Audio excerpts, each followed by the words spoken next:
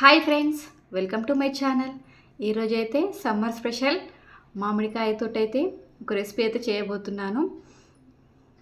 ఏంటిదంటే ఈ మామిడికాయతోటి మామిడికాయ పోపు పచ్చడి అయితే చేస్తున్నాను. టేస్ట్ చాలా బాగుంటుంది. సమ్మర్ కదా, ఈ సీజన్లోనైతే మామిడికాయలు దొరుకుతాయి కాబట్టి మీరు కూడా ఇలా నేను చేసినట్టయితే ఒకసారి ట్రై చేయండి. చాలా బాగుంటుంది టేస్ట్ కూడా. ఈ పచ్చడిని అయితే నేనైతే ట్రై చేశాను ఇదివరకు ఒకసారి కదంటే 4-5 సార్లు ట్రై చేశాను. చాలా బాగా వచ్చింది. అందుకే ఒకసారి మీకు షేర్ చేద్దామని ఈ రెసిపీ అయితే చేస్తున్నాను.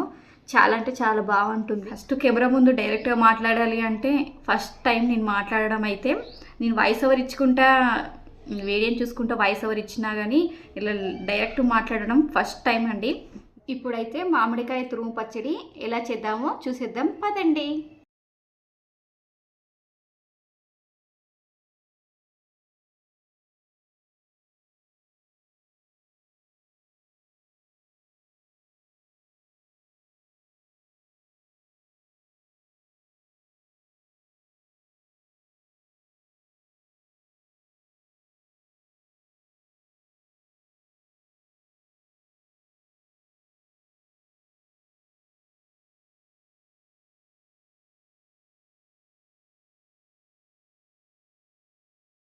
ఇలా చిన్న చిన్నగా తురుముకోవాలి. పెద్ద పెద్ద సైజులో అయితే అంత బాగుండదు. ఇలా నేను చిన్నగా తురుముకుంటున్నాను కదా, అలా తురిమేసుకోవాలి. ఇలా మధ్యలో చిన్నవి కాబట్టి ఇవి జీడి అనేది ఉంటుంది. ఆ జీడిని అట్లా మధ్యలోకి ఇట్లా కట్ చేసి అయితే తీసేసుకున్నాను. ఇలా తురిమేసుకుంటే అలా నేను వీడియోలు చూపిస్తున్నాను కదా, అలా చిన్న చిన్నగానైతే మనకు కింది వైపు అయితే పడిపోతుంది. ఇగో ఈ విధంగా ఉండాలి తురుము అయితే. అలా జీడీని మళ్ళీ ఒకసారి చూపిస్తున్నాను. సింపుల్గా సగం కట్ చేసి లోపల మన చాకుతోటి ఇలా అన్నాం అనుకోండి, జీడీ అనేది బయటకు వచ్చేస్తుంది. నాకు 4 కాయలకైతే ఇంత తురుము అయితే వచ్చేసింది ఫ్రెండ్స్. చాలా తక్కువ తురుము వచ్చింది, ఎందుకంటే చిన్న కాయలు కాబట్టి కొంచెమే తురుము అనేది వచ్చేస్తుంది. ఇప్పుడు ఈ మామిడికాయ తురుముకైతే పోపును ఎట్లా పెట్టుకుందామో చూసేద్దాం. స్టవ్ ఆన్ చేసి ఒక చిన్న గిన్నెనైతే పెట్టేశాను.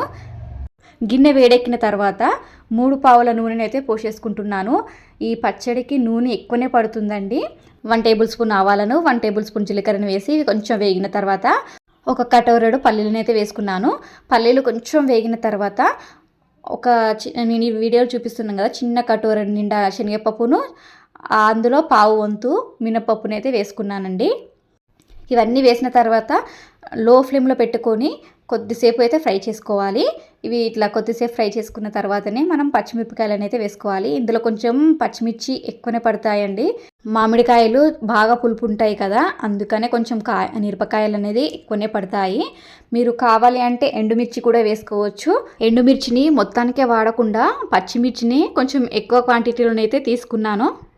పచ్చిమిర్చి వేగిన తర్వాత ఒక గుప్పెడు కరివేపాకును, 1 టేబుల్ స్పూన్ పసుపును వేసి ఇది కొంచెం ఫ్రై చేసుకోవాలి. మనకు కరివేపాకు వేగాలి కదా, అట్లా కొద్దిగా వేగిన తర్వాత 1/2 టేబుల్ స్పూన్ ఇంగువనైతే వేసుకుంటున్నాను. ఈ పచ్చడికి చాలా అంటే చాలా మంచి టేస్ట్ అనేది ఉంటుంది. ఇంగువ మాత్రం స్కిప్ చేయొద్దు. ఇంగువ మాత్రం స్కిప్ చేస్తే ఆ టేస్ట్ అనేది ఉండదు. కాబట్టి ఇంగువనైతే ఖచ్చితంగా వేసుకోండి. ఇంగువ వేసినాక ఒక 2 సెకండ్స్ ఫ్రై చేసుకున్న తర్వాత మనం ఫస్ట్లో తురుముకున్నాం కదా మామిడికాయలనైతే, ఆ తురుమునైతే మొత్తం వేసేసిన తర్వాత 1.5 టేబుల్ స్పూన్ సాల్ట్ అయితే వేస్తున్నాను.